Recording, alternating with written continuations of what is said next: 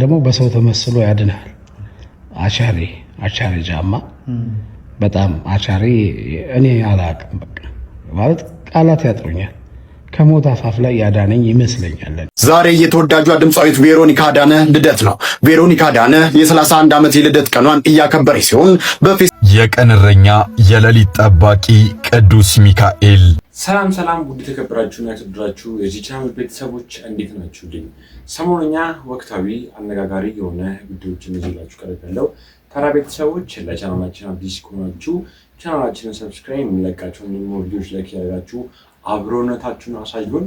ወደ ቪዲዮዎች ዛሬ እጅግ በጣም ደስ የሚል ቀን ነው። ምክንያቱም የኃያሉና የገናናው የቅዱስ ሚካኤል ዓመታዊ ክብረ በዓል እየተከበረበት ያለ ቀን ነው። ታዲያ እጅግ በጣም ብዙ ሰዎችም በተለያየ ቦታዎች ላይ በመገኘት እጅግ በጣም ደስ የሚል ቀን እያሳለፉ የተናገሩ ነበር።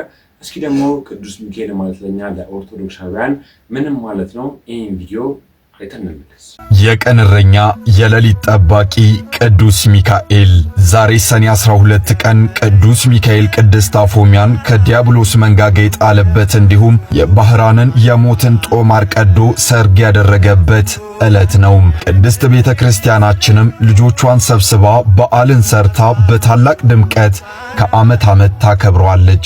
ጋቢ ብሉይ ሊቀ መላእክት ቅዱስ ሚካኤል ታምራቱ ዘወትር እንደሚጠብቀን ባህር ጥበባትን ቅዱስ ያሬድ እንዲህ ያለም ይመሰክራል። የመላእክት አለቃ ቅዱስ ሚካኤል የቀን እረኛ የሌሊት ጠባቂ ክንፎቹ የእሳት የሆነ ዘወትር የሚጠብቀን ቅዱስ ሚካኤል የእውነትም የድንኳን ከተማ ነው በማለትም ተናግሯል። በዚህ መሰረት ድንኳን ከቀን ሐሩር ከሌሊት ቁር እንደሚከልሉበት ሁሉ ቅዱስ ሚካኤልም በቃል ኪዳኑም የሚታመኑትን ሁሉ ከምሕረት አልባው ከዲያብሎስ ደባ ከአጋንንት ደባ ከዚህ ዓለም ፈተና ያድነናል፣ ይታደገናል።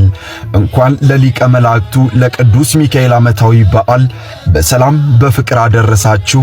ሀገራችንን ሰላም ሕዝቡንም አንድ ያድርግልን። የማይታየንን የነገን ቅዱስ ሚካኤል የተሻለውን ያድርግልን። አሜን። ሰዎች እንደተመለከታችሁት ነው ኃያሉና ገናናው ቅዱስ ሚካኤል በጨነቃችሁና በቸገራችሁ እንዲሁም ደግሞ ብቸኝነት በተሰማችሁ ሰዓት ሁሉ ይድረስላችሁ። እናንተስ ቅዱስ ሚካኤል ለእናንተ ምናችሁ ነው? እናንተም ቅዱስ ሚካኤል ማለት ለኔ የተሰማችሁን ሐሳብ ኮሜንት ላይ አስቀምጡልኝ። እጅግ በጣም በሚገርም ሁኔታ አስገራሚ ተአምር በስውሯ ማርያም ቤተክርስቲያን እየተሰማ ነበር። እርሱ ምንድነው? ለብዙ ጊዜ ልጅ አጥቶ ዝም የተባለችው እናት በስተመጨረሻም እጅግ በጣም በሚገርም ሁኔታ ካንድ የተሰማ ነበር። ይህን ቪዲዮ አይተን እንመለስ። መውለድ እንደማትችሉ እየተነገራችሁ ኖራችሁ 3 መንታ ልጆችን መታቀፍ ብትችሉ ምን ይሰማችኋል? እቺ እናት 5 ኪሎ ወጥ ወጥቶባት መውለድ አትችይም ተብላ በለቅሶና በሐዘን ከኖረች በኋላ ሰሚነሽ ኪዳነ ምህረት ደጅ ሄዳ በለቅሶ ተማጸነች፣ ጸበሏንም ተጠመቀች። ከዛም እንዲሆነ 3 መንታ ልጆችን ወልዳ ማቀፍ ቻለች። ኪዳነ ምህረትን ለምኖ ደጇን ረግጦ ያፈረማን አለና እነሆ በደስታ እንባ እያነባች አውደ ምህረቱ ላይ ወጥታ ምስክርነቷን ለመስጠት በቅታለች። የእሷን ጩኸት የሰማች ኪዳነ ምህረት የሁላችንንም ልመና ትስማን። ታዲያ ይህን ድንቅ ተአምር በዓይናችሁ ለማየት ከበረከቱ ለመካፈል የሐዋርያት ጾምን ምክንያት በማድረግ ሰኔ 14 እሁድ ወደ ሰሚነሽ ኪዳነ ምህረት ደርሶ መልስ መንፈሳዊ ጉዞ ስለተዘጋጀ መሄድ የምትፈልጉ በዚህ ስልክ በመደወል እንድትቀላቀሉ በታላቅ አክብሮ ተጋብዛችኋል። ምን አይነት ድንቅ ተአምር ነው ቤተሰቦች የተሰማው! እጅግ በጣም ነው የሚገርመው። በሰው የማይቻል ነገር በእግዚአብሔር ይቻላል ይሆናል የሚባለው ነገር ሁሉ እመኑ፣ ትክክል ነው። ምክንያቱም ይቺ እህታችን ለብዙ ጊዜ በተለያዩ ሐኪም ቤቶች ላይ በመንቀሳቀስ ልጅ ለመውለድ ትጥር ነበር። በስተመጨረሻም ግን ስውሯ ማርያም ቤተክርስቲያን በመገኘት በመሳል ተአምሯን እግዚአብሔር ሰምቷት ይህን የመሰለ ድንቅ ተአምር አድርጎላታል። እናንተስ ይህን ተአምር የተሰማችሁን ሀሳብና አስተያየት ኮሜንት ላይ አስቀምጡ። ቤተሰቦች በዚህ ሳምንት እጅግ በጣም አሳዛኝ መረጃ ተሰምቶ ነበር። ሁላችሁም እንደምታውቁት እጅግ በጣም ብዙ ሰዎች የሚወዱትና የሚያደርጉት አርቲስት ሰማኸኝ በለው በዚህ ሳምንት ላይ ህይወቱ እንዳለፈ ተሰምቶ ነበር። ታዲያ እጅግ በጣም ብዙ ሰዎችም አዝነው የተለያየ ሀዘን መግለጫንም እየሰጡ ነበር። ታዲያ ኮሜዲያን አሌክስ ደግሞ በዚህ ሰዓት ላይ ሐኪም ቤት እንደሚገኝ ሁላችንም እናውቃለን። ታዲያ ወራጅ ዘመዶቹ እጅግ በጣም በሚገርም ሁኔታ የስራ ባልደረቦቹ መጥተው እየጠየቁት አይደለም፣ ለምንድነው ከጎኑ የማይሆኑት?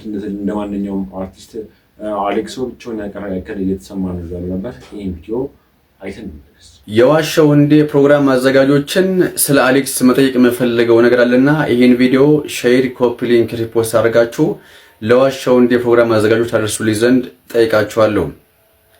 እንግዲህ እንደሚታወቀው ዋሻው እንዴ የመዝናኛ ፕሮግራም በአባይ ቲቪ ሲጀመር ከመስራቾቹ ተርታ የሚመደበው አሌክስ ታሞ አልጋ መያዙን እየተመለከትን ነው። በነገራችን ላይ ይህን ጽሑፍ ያገኘሁትኝ ድረገጽ ላይ መሆኑን መጥቀስ እፈልጋለሁኝ።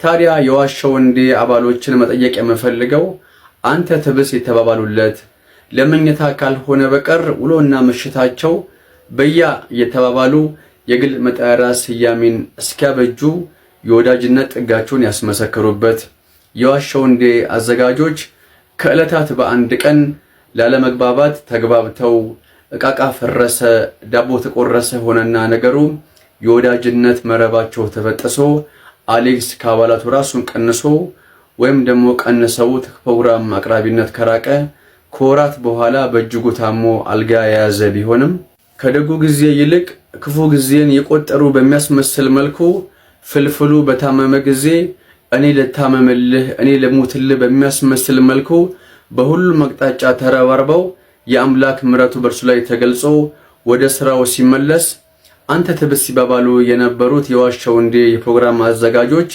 ኮሜዲያን አሌክስን እግዚአብሔር ይማረህ ለማለት ለምን ሰነፉ? አበባ ጉንጉን ለታይታ ለማስቀመጥ እና ከመሮጥ ይልቅ ደግ ጊዜን በማስታወስ ከመጠየቅ ጀምሮ ለሕክምናው ብትረባረቡስ ምን ነበረበት? ግን እናንተ ጸባችሁ የድንበር ይመስል በቅንድብ እየተያያችሁ ዛሬም በይቅር ባይነት ልባችሁን አልመክፈታችሁ ይገርማል። ዛሬም ግን አረፈደምና ልባችሁን ለይቅርታ ከፍታችሁ የትናንት መልካም ጊዜን በማስታወስ ከጎኑ በመሆን ጠላትን ኩምሽሽ በማድረግ ሰይጣንን ሀፍረት አከናንቡት ብሎ ጸሐፊው ሐሳቡን ይደመድማል። ስለዚህ ይህን ቪዲዮ ለዋሻው እንዴ ፕሮግራም አዘጋጆች እንዲደርስ ሼር፣ ኮፒ ሊንክ፣ ሪፖስት እና ሜንሽን በማድረግ እንዲደርሳችሁ እንድታደርጉ በፈጣሪ ስም እጠይቃችኋለሁ። ከዚህ በተረፈ ግን ወንድማችን አሌክስ እግዚአብሔር አምላክ በምሕረት እጁ ዳብሶ ለምትወዳችሁ ቤተሰቦች እንዲያበቃ በፈጣሪ ስም ጠይቃለሁኝ። አመሰግናለሁ። ቤተሰቦች እንዳያችሁት ነው ኮሜዲያን ፍልፍሉ በታመመ ወቅት የተለያዩ ተዋናዮች በመገኘት ከጎኑ ሆነው አብረው እያጥራኑት በቶሎ ከአልጋ ላይ ተነስቶ እንደገገም ከጎኑ ነው እንደደገፉት የሚታወቅ ነገር ነው። ታዲያ ኮሜዲያን አሌክሶ ለምንድን ነው ሰው የማይጠይቀው እየተባለ ይገኛል። በይሳሌ እናንተስ ምን ትላላችሁ? የተሰማችሁን ሀሳብና አስተያየት ኮሜንት ላይ አስቀምጡልን። ኮሜዲያን አሌክሶ እግዚአብሔር ይማረው፣ ወደ ቀድሞ ስራውም እግዚአብሔር ጤንነቱን ሰጥቶት ይመልሰው። ይህ የኔ የመልካም ምኞት ነው። እናንተም መልካም ምኞታችሁን ኮሜንት ላይ አስቀምጡልኝ። ወደ ኔክስት ቤተሰቦች ነፍሱን ይማረውና አርቲስት ሰማኸኝ በለው እጅግ በጣም ደስ የሚል ቆይታ እያሳለፈ ነበር የተለያዩ ቴሌቪዥን ጣቢያዎች ላይ። ታዲያ ለትውስታ ያክል የሚሆን አንድ ቪዲዮ አይተን እንመለስ። ቆላላ ጨርሻለሁ። ሰማኸኝ እንግዲህ ወደፊት የሀገር ሽማግሌ ቢሆን ደስ ይለኛል። እስካሁን ባለው ነገር ግን ምንም የሚቆጨኝ ነገር የለም። ሰሜ ጥሩ ስራ ሰርቷል። ዘመናዊ ሽሬ ስራዎች አሉት። በጣም የሚያማምሩ ጥሩ ልጆች ወልዷል። ሁሉም ተመርቀውለታል። ሁሉም ስራ ይዘውለታል። ልጆቹ የልጅ ልጅ አይቷል። ፈጣሪ ይመስገን ጤና አለው። ከዚህ በኋላ ግን የሀገር ሽማግሌ ሆኖ ያገለገለ ቢኖርስ ደስ ይለኛል። ሰማኸኝ ቤተሰቦች እንደሰማችሁት ነው። እጅግ በጣም ትልቅ ምኞት ነበረው። ኢትዮጵያ ውስጥ አሉ ከሚባሉ ሽማግሌዎች አንዱ መሆን ይፈልግ ነበረ። አሁን እንደሰማችሁት ነው። እጅግ በጣም በሚያሳዝን ሁኔታ በዚህ ሳምንት ህይወቱ እንዳለፈም እየሰማን ነበር። እግዚአብሔር ነፍሱን ይማርልን፣ ለቤተሰቦቹ ለወዳጅ ጓደኞቹም መጽናናቱን ይስጥልን። ቤተሰቦች አርቲስት ሰማኸኝ በለው ጓደኞችም የተለያዩ የሀዘን መግለጫዎችም የሰጡ ነበረ። ይህን ቪዲዮዎችንም ቀን በቀን ሳንገናኝ ያለፍንበት ጊዜ የለምና እጅግ በጣም የቅርብ ወንድሜ ነው። አስተዳደጋችንም አሽዬ ሰሜ እየተባባልና ያደግነው በጣም በቃ መተኪያ የሌለው ወንድሜ ነው የነበረው። ከ35 ዓመት በላይ አብሮኝ ሰርቷል። ብዙ በተለያዩ ነገር እንዲያውም ከዛ በላይ ይሆናል። ወደ 37 ዓመት ይሆናል አብረን ስንሰራ። ጠንካራ በጣም መልካም ሰው፣ የማይሸነፍ በቃ ይሄንን ሲሆን መላ ፈጥሮ እንዲሚሆን እሺ ባይ ሁሉ ጊዜም ሁልጊዜ ሰው ሆኖ የኖረ አገሩን የሚወድ በጣም ኢትዮጵያዊ የሆነ ትክክለኛ የባህል አምባሳደር የነበረ በጣም ጥሩ ግጥም ገጣሚ፣ ጥሩ የዜማ ደራሽ፣ በዚህ ላይ ስቴጅ ላይ ወጥቶ ደግሞ ያለምንም መቸገር በጣም በቃ ረጅም ሰዓት በጣም አገልግሎ አስደስቶ የሚወጣ የነበረ ናተ ቀብሩ ላይ የህይወት ታሪኩን ያነበቡት ደራሲ አበራ አዳሙ ሰሜ ከድምፃዊነት ባሻገር በትወና የላቀ ችሎታውን ያሳየ ወገንና ሀገር ወዳድ እንደሆነ ታሪኩ ይመሰክራል ብለው ቤተሰቦች እንደተመለከታችሁት ነው። እጅግ በጣም ሰዎች አብዝተው የሚወዱት እጅግ በጣም ደስ የሚል ስነ ምግባር ያለው ትልቅ አርቲስት ነበረ። ሁላችንም እናውቃለን። ጓደኞቹ ሲናገሩትም እንደሰማችሁት ነው። በቀጣይ ደግሞ ማሰማችሁ መረጃ ምንድነው? በትላንትናው ዕለት አርቲስት ቬሮኒካ አዳነ ያከበረች እንደነበረም የተሰማ ነበር። ይህን ቪዲዮ አይተን ዛሬ የተወዳጇ ድምፃዊት ቬሮኒካ አዳነ ልደት ነው። ቬሮኒካ አዳነ የ31 ዓመት የልደት ቀኗን እያከበረች ሲሆን በፌስቡክ ገጿ ላይ ባሰፈረችው መልእክት 31ኛ ዓመቴን በማክበር ላይ ነኝ፣ እግዚአብሔር ይመስገን፣ ገና 80 እንገባለን ብላለች። ድምፃዊቷ ናይት ክለብ በመስራት የተለያዩ ውጣ ውረዶችን በጽናት በማለፍ የተለያዩ ድንቅ ነጠላ ዜማዎችንና አልበም በመስራት እንዲሁም የተለያዩ አዋርዶችን በመብላት የሀገሯን ባንዲራ ከፍ ያደረገች ድንቅ የዘመናችን አርቲስት ናት። እንደሰማችሁት ነው። ከዚህም በላይ 100 ዓመት ብትኖር መልካም ምኞታችን ነው። አርቲስት ቬሮኒካ አዳነ ተራድቷን ያከበረችበት መንገድም እጅግ በጣም ብዙ ሰዎችንም እያስገረመ ነበረ። የተለያዩ አርቲስቶች ብዙ ገንዘቦችን በማውጣት እጅግ በጣም ውድና ቅንጡ የሆኑ ነገሮችን ላይ ገንዘባቸውን በማጥፋት በሚሊዮን ወይ ደግሞ እስከ 500 ሺህ ብር ገደማ ገንዘቦችን በማጥፋት ነበር ልደታቸው የሚያከብሩት። አርቲስት ቬሮኒካ አዳነ ግን ቀለል በሚል መልኩ ነበር ልደቷን ያከበረች። እጅግ በጣም ብዙ ሰዎችም እጅግ በጣም ደስ የሚል ጊዜ እያሳለፈች እንደሆነ የተናገሩ ነበረ። ብዙ ሰዎችም የእሷን አሪያ በመከተል ገንዘባቸውን ባልባሌ ነገር ባጠፉም እያሉ ነበር። እናንተስ ምን ትላላችሁ? የተሰማችሁን ሀሳብና አስተያየት ኮሜንት ላይ አስቀምጡ። ቤተሰቦች በስንቱ ድራማ በድጋሚ ታገደም እየተባለ ነበር። ይህ ቪዲዮም አይተን በስንቱ ድራማ ታገደ። ተወዳጁ ድራማ ለምንድን ነው የተቋረጠው? መረጃውን በአጭሩ ልንገራችሁ። ለረጅም ጊዜ በኢቢኤስ ሲዝናኑበት የቆዩት በስንቱ ድራማ ወደ ቻናል 1 ከተዘዋወረ በኋላ መታገዱ ተሰምቷል። የኢቢኤስ ቴሌቪዥን ድራማው የኔ ነው ያለኔ እውቅና ሌላ ቦታ መሄድ አይችልም በሚል በፍርድ ቤት ክስ መስረቱ የሚታወቅ ነው። ጉዳዩን ሲመለከት የቆየው የፌዴራል የመጀመሪያ ደረጃ ፍርድ ቤት የኢቢኤስን የእገዳ ጥያቄ በመቀበሉ ድራማው በቻናል 1 ቲቪ ላይ መታለፉ እንዲቆም ተወስኗል። ፕሮዲሰሩ አብሪኮም መልቲሚዲያ በበኩሉም ኮንትራታችን አልቋል የሚል መከራከሪያ ቢያቀርብም የፍርድ ቤቱ ውሳኔ ግን ድራማውን አግዶታል። ከዚህ የህግ ክርክር ባሻገር ድራማውን የሚሰሩ ተዋንያን በከባድ ቅሬታ ውስጥ እንደሆኑ ሰምተናል። ተዋንያኑ በኢቢኤስ ቲቪ ሲታለፍ የነበረ የ2 ክፍል ክፍያ እንዲሁም በአዲሱ ቻናል የተላለፈው ድራማ ክፍያ እንዳልተሰጣቸውና ፕሮዲሰሩ ክፍያው እንደከለከላቸው አስታውቀዋል። በአርቲስቶቹ ቅሬታ ዙሪያም የአብሪኮም መልቲሚዲያ ኃላፊዎችን ምላሽ ለማግኘት ስልክ ብንደውልም ስልካቸው አልተነሳም። የዚህ ድራማ ዕጣ ፈንታ ምን ይሆን? ተዋንያኑስ ክፍያ? ቤተሰቦች በስንቱ ድራማ በቻናል በድጋሚ የተላለፈ ነበር ከኢቢኤስ ቲቪ ከተለያየ በኋላ በስተመጨረሻም ደግሞ በድጋሚ እንደታገደም እየተሰማ ነበረ። እጅግ በጣም ብዙ ሰዎች አብዝተው የሚወዱት ድራማ ነው። ታዲያ በዚህ ሳምንት ከተሰሙ መረጃዎች መካከል አንዱ መረጃ ይሄን ይመስል ነበረ። በቀጣይ ደግሞ ማሳያችሁ ቪዲዮ ምንድነው? በዚህ ሰዓት ላይ እጅግ በጣም ብዙ ተማሪዎች ትምህርታቸውን የሚጨርሱበት ተመራቂ ተማሪዎችም የሚመረቁበት ወቅት ነው። ታዲያ አንዲት ተማሪ በአንድ ወቅት ስትመረቅ የተለያየ ኢንተርቪው የተደረገች ነበር። ታዲያ ስትናገር የነበረው ነገር እጅግ በጣም ብዙ ሰዎችንም ያስገረመ ነበረ። በዛ ዙሪያም ሰመረ ባሪያም የተለያየ ሀሳብና አስተያየቶችን የሰጠበት ነበር። ይህ ቪዲዮ አይተን እንመለስ። ስንት አህጉር አለ? 7 ኤሽያ። አረ የምን አበባ እዚህ የዞረብኝ ነው ያግዢኝ። 7ቱን አህጉራቶች ኤሽያ እያስመለሰች ነው ቤተሰቦቿን። እሷም ጠፋባት። አራቃቸው ነበር ማልመለሱትም አቃቸው ነበር። ስንት አህጉር አለ? 7 አፍሪካ አንዷ ናት።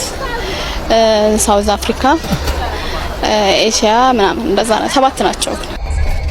እኔ የምለው እንዴት ነው እንኳን ደስ አላችሁ ምርቃቱ የት ኮሌጅ ናችሁ ምንድነው የመረቋችሁ ልጅ አባውት ምናምን ትልልቅ ሰዎች ነው የመረቋችሁ እደጉ ተመንደጉ እንደዚህ ነው ተምራችሁ ነው የተመረቃችሁት ሃይ ስኩልን ዘላችሁ እርግጠኛ ከቤት ወጣችሁ ወደ ሰው ጋር ደወላችሁና ኮሌጅ ተቀበላችሁ ከቤት ወጣችሁ እንጃ ታውቁ ይሄን እንኳን 5 ያክፍልና 6 ያክፍል ነው የተማርነው እንዴት ነው ነገሩ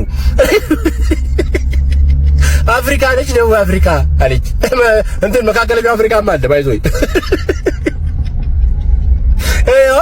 እፍረት ጠፋ ቪዲዮ ላይ ተለቆራሱ አንቺ እኮ የለቀቀችዋን ሴትዮ መክሰስ ነበረብሽ ስም ማጥፋት እኔ እሷን ልትከሳል ብለ ነገሩን ነው የምልሽ ካንክኖሽ እንዴት በአደባባይ እንደዚህ ወጣብኝ ብለሽ ራሱ እያየሽ ሼር እያደረግሽ ነው እኔ አየሽ ቪዲዮአችን ቫይራል ወደ ምናምን ተዋረድሽ በቃ ደፋሮንን እንደው ባገር ውስጥም በውጭም ያላችሁ እንደው ከህሊና ከካሜራችሁ ጋር አብራችሁ የምትኖሩ ያላከራያችሁት ወይ ውጭ ቤት ራሱ ጅሎ ተከራይቶ አልወጣባችሁ ሰዎች እንደው አታዝኑም እስቲ እንዘን አንድ ደቂቃ የህሊና ጸሎት አይደል አንድ ደቂቃ እስቲ እንዘን እስቲ ተያይዘን እዚህ ደረጃ ደረስን ከኮሌጅ በር ላይ አበባ ያቀፈች ሴትዮ ሳውዝ አፍሪካ አጉር ናት እያለች ነው ባለፈው አፍሪካ ህብረት ስብሰባ እንደሚደረገው ሲባል ቤጂንግ ያለ አንዱ ትልቅ ሰው ክራባት ያደረገ ሰው አሁን ደግሞ እንደዚህ ነው በቃ ይሄ ነው ትመረቂያለሽ የሆነ መንግስት መስሪያ ቤት ትገቢያለሽ አሁን ወይ የሆነ የግል ተቋም ትገቢያለሽ አንዱ ባንክ ትገቢያለሽ የፈረደበት አካውንቲንግ ወይ ማርኬቲንግ ተመርቀሻል አሁን ዲፕሎማው የሆነ ነገር ከዛ በኋላ እዛ ትቀመጫለሽ ክለርክ ላይ ሂሳብ ቤት በኩል ደንበኛ ቤት በኩል ወረዳ ትቀመጫለሽ ሰው ቤት በኩል ያናግርሽ ገና ሁለት ቃል ስንናገራችሁ እሺ በቃ ኦልራይት ነው እስቲ ምን እንግሊዝኛ ተመራለሁ ብለን የምትቀባጥረው ይሄ ኮምፕሌክሳችሁ እኮ ምንም ስለማታውቁ ጉድ ሞርኒንግ ያለ ሰው ማስተርስ ያለው ይመስላችኋል በቃ ተጎዳም በቃ ይሄ ነው አቅም የሌለው ሰው ኢንካፓሲቲ የወረደ ካፓሲቲ ሲኖር አገር እንዳገር አትራመድም ነው አዝናለሁ እንስልሽ አንቺን ይዘን የተማንራመድባው እነዚህም ቤዚክ የስድስት ያክፍል ዕውቀቶች ካላወቅሽ ሌላውንማ ተበልተናል መድኃኒዓለም እንደው ይርዳን ኧረ በስመ አብ ምን ይላሉ እንደው እንደተመለከታችሁት ነው አስባችሁታል ዲግሪን የሚያክል ነገር ተመረቃችሁ እንደዚህ አይነት ቀላል ጥያቄዎችን ስትጠየቁ ለማሰብ እንኳን ወደፋን መብቃት እጅግ በጣም የሚገርሙ ምክንያቱም በምን አይነት መንገድ አልፋ ነው ለዚህ ማድረግ የበቃችሁ ይተባል ነበር በዚህ ሳምንት ደግሞ ከስተሙ መረጃዎች መካከለም ፓስተር እዩ ጩፋም በትልቅ የትምህርት ማዕረግ ሊመረቅ ነው የተሰማ ነበር እስኪ ደግሞ ይሄን ቪዲዮ አይተን የነብይ እዩ ጩፋ የሶስተኛ ዲግሪ ወይም ደግሞ የዶክትሬት ዲግሪ አግባብነት ከህግ አንፃር እንዴት ይታያል? ጠበቃና የህግ አማካሪ አያሌው ቢታነኝ እንግዲህ በዚህ ሁለት ቀን ውስጥ ከፍተኛ የሆነ መነጋገሪያ የሆነ አንድ መረጃ በተለይም ደግሞ በክራይስት አርሚ ቲቪ ወርልድ ዋይድ በተሰኘ ማህበራዊ ድረገጽ ላይ ነብይ እዩ ጩፋ አሁን ሁለተኛ ዲግሪን በቲዮሎጂ በሰኔ 14 2018 ስለሚመረቅ ሁላችሁም ኑልኝ ብሎ ጋብዞናል ማለት ነው። ከዛ ጋር በተያያዘ ደግሞ በሶስተኛ ደረጃ ሶስተኛ ዲግሪያቸውን ወይም ደግሞ የፒኤችዲ ዲግሪያቸውን እየተማሩና ወደ ማጠናቀቅ ላይ መሆናቸውን ተመለከትን። እንግዲህ ከዚህ ጋር በተያያዘ ጉዳዩ ለወሬ የሚበቃ ባይሆንም ነገር ግን እንዲህ አይነት ጉዳዮች ላይ ከፍተኛ ጥንቃቄ መደረግ ስላለበትና የተሳሳተ መረጃም ከሆነ ሊታረቅ የሚገባ ስለሆነ ይህንን ልሰራ ተገድጃለሁ ማለት ነው። በተለይ በትምህርት አዋጁ አዋጅ ቁጥር 1152/2011 ላይ በተለይ በአንቀጽ 40 ንዑስ አንቀጽ 4 ሐመር ውሃ ላይ ምን ብሎ ያስቀምጣል? ለሶስተኛ ዲግሪ የሚደረግ ቅበላ ሁለተኛ ዲግሪ የተመረቀና ተቋሙ ያስቀመጠውን መስፈርት ማሟላት አለባቸው ይላል ማለት ነው። ከዚያ መመሪያውና ደንቦችን ደግሞ ስንመለከት በጣም በጥብቅ ሁኔታ ከሚመለከቱባቸው ጉዳዮች የማስተርስ ዲግሪ መያዝ ብቻውን ምን አይደለም በቂ አይደለም። ምን ያስፈልገዋል? ከከፍተኛ ትምህርት አግባብነትና ጥራት ኤጀንሲ ይህ የማስተርስ ዲግሪ መረጋገጥ መቻል አለበት ወይም አውተንቲሳይዝ መደረግ መቻል አለበት ማለት ነው። ስለዚህ አሁን ነብዩ ወይ 2 እና 3 ማስተርስ አለው ወይ ደግሞ አለ የተባለው ነገር አግባብነት በሌለው ሁኔታ ወደ ሶስተኛ ዲግሪ እንዳይሄድ ጥንቃቄ መደረግ መቻል አለበት ማለት ነው። ነገር ግን እስቲ መልእክቱ የተላለፉት መልእክቱ ላይ በፌስቡክ ገጹ ወይ በዚህ በማህበራዊ ሚዲያ ገጹ ላይ የተላለፉ መልእክቶች ላይ ያሉ ክፍተቶችን እንመልከት። የመጀመሪያው ትምህርቱን ከየትኛው ዩኒቨርሲቲ ወይም ኮሌጅ እንደወሰዱ ምን አያደርግም አያመላክትም። አንድ ግልጽነት ስለሚጎድለው ማለት። ሁለተኛ ጽሁፉ ላይ ምክትል ፕሮፌሰር ተብሎ ነው የተገለጸው። ምክትል ፕሮፌሰር የሚባል ማዕረግ አለ? እኔ አላውቅም። እንግዲህ የምታውቁ ከሆነ እናንተ በታች ኮሜንት ሊንክ ላይ አስቀምጡልኝ። ይህ ምክትል ፕሮፌሰር የተባለው ሰው ማን ነው? በምን ደረጃ ነው ፕሮፌሰርነቱን ያገኘው? ምንድነው ዕውቀቱ የሚለውን ነገር ምን ማድረግ አለብን ማለት ነው? ማወቅ መቻል አለብን ማለት ነው። ሌላው የዶክትሬት ዲግሪ ወይም ሶስተኛ ዲግሪ ለማስተርስ ያልተገለጸው ተቋም ዕውቅና አለው ወይስ የለውም የሚለው ነገር መታየት አለበት። ይሄ ተቋም በተለይም ደግሞ ሶስተኛ ዲግሪውንም ሆነ ማስተርሱን እያስተማረው ያለው ተቋም ይህንን የዶክትሬት ዲግሪ ለማስተማር የሚያስችል ዕውቅና ፈቃድ ተሰጥቶታል ወይስ አልተሰጠውም የሚለው ነገር በጣም በጥንቃቄ መታየት መቻል አለበት። ምክንያቱም የተሳሳተ መረጃ ብዙ ሰዎችን ይዞ ገደል ይገባል ማለት ነው። ማስተርስ ዲግሪ ደግሞ በከፍተኛ ጥራትና ምናምን ባለስልጣን ያልተረጋገጠ እንደሆነ ተበልተሃል ማለት ነው።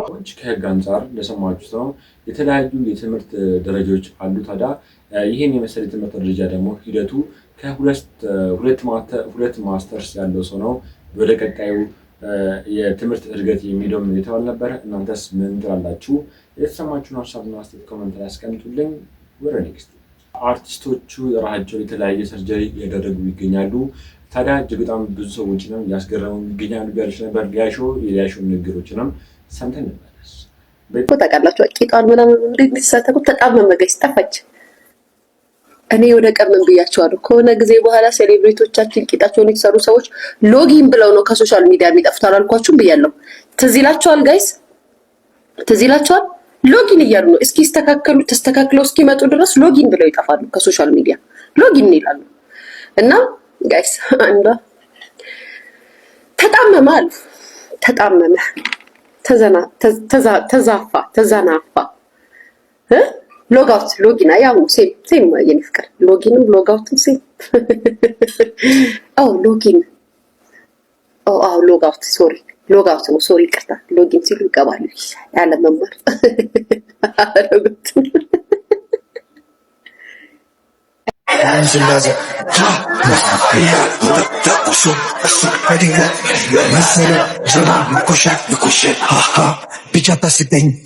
ይኩ አራትና ዘጠኝ አመቶ ቢጎቴ ቢሻለዋ ነገር መጨን ሁሉም ባባ ያለ ሞች ያደው ከኛ ሳቶ አንጎላ ባቢሎን ከመጣ ዘለል እምትንም ከያዝ እናት ጋር ታዝ አስላሽ የሚገርም ነው። ቸራው ላይ ስላልክ ቸር ማትውልበት ሀገር እነዚህ የታሪክ ፍሉዶች አንድ የቀረችንን የልጅነት ትዝታ አሟጠው ሊበሏት ነው። እኛ ልጅ እያለን የሚሰራው የሰርግ ቤት ወጥ ዛሬ በሸራተንም በሂልተንም እየሰበርንም ድንኳን እየሰበርንም እየተጠራንም ብንሄድ ወላጆቻችን ከየጉረቤቱ ተሰባስበው አንዱ ቅመም አንዱ ጨው አንዱ ቁንዶ በርበሬ እየጨመሩ የሚሰሩት የወጥ ሽታ እንደ ዳይኖሰር እስሜሉ ካፍንጫችን ጠፍቷል። ከምግቡ በላይ ደግሞ የሚጣፍጠው ያ ሙዚቃ የነታደሰ ሁለቱም ተለዩ ከእናት ከአባታቸው ሚል ዛሬ ድረስ ከጋብቻው በላይ የፍች መጠን 57 በመቶ ቢሆንም ግራ በተጋባበት ቢሆንም እንደ ናፍቆትና እንደ ትዝታ ያለፈውን ወደ 20 እና 25 ዓመት እየተመለስ ልናጣጥም ብንሞክር እንዴቱ ነው።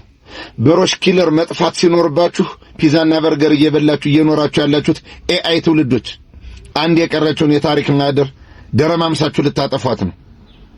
እንግዲህ ነገ ችግር ተፈጥሮ እንዳድዋ በውጫሌ ገዢው መንግስት እንገናኝ ቢል የኬክ መቆረሻ ፕላስቲክና ዋጓን 49 ቦምቦ ክላት እያላችሁ ልንሰባሰብ ነው። ኧረ ምን ጉር ናችሁ? እኔማ እንደ ፈረንሳይ ችክን በኢንኩቤተር ተፈልፍላችሁ እንጂ 9 ወር ተመጣችሁ ከእናት ወደ ልጅ ምናምን በትብት ምግብ በልታችሁ ቃሪያ፣ ቆምጣጤ፣ ወተት፣ እርጎ፣ አፕል ምናምን ደርሷችሁ አይደለም። እመኑኝ ኤአይ ናችሁ። የሆነ ሰዓት በምንበለው ምግብ ለረጅም ጊዜ የሚያስተኛ ነገር ለ9 ወር ሰጠውን የሆነ አዲስ ትውልድ ፈጥረው ነው የጠበቁን። አሁን ማን ነው ከጀርባ ወጡን እየሰራ ያለ? ያ ከቁሌቱ ከአረብ ከእንጀራ መጋገሩ ከጭሱ ጀምሮ ከእንጨት መከመሩ ጉረቤት ወገቡን በነጠላ ልክ ጦርነት እንደተጠራ አንዱ ሻሽ በሻሽ ጸጉሩን አንዱ በነጠላ ወገቡን አባወራ ካቦርቱን እየለበሰ ሴቶቹን አይዟችሁ እያለ አባወራ ሬዲዮ እናቶች ሰርግ ሙዚቃ ከፍተው ሐረብ እንጀራው ጭሱ ቅዳሜ እርድና ቅርጨው ማታ ቁሌቱ ጭሱ ያሽታ አገርና ሰፈር የሚያውደው ጣም ጠፍቶብናል። እናንተ የታሪክ ፍሉዶች የቀረችውን የመጨረሻ የቀረችውን ታሪካችን የታሪክ ማህደራችን አጠፋችኋት።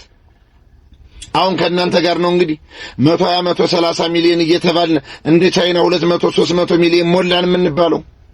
አረ እግዚአብሔር መረጋጊያና መጽናኛውን ይስጣችሁ። በትምህርት ቤት ቴብል ላይ ትተወርካላችሁ።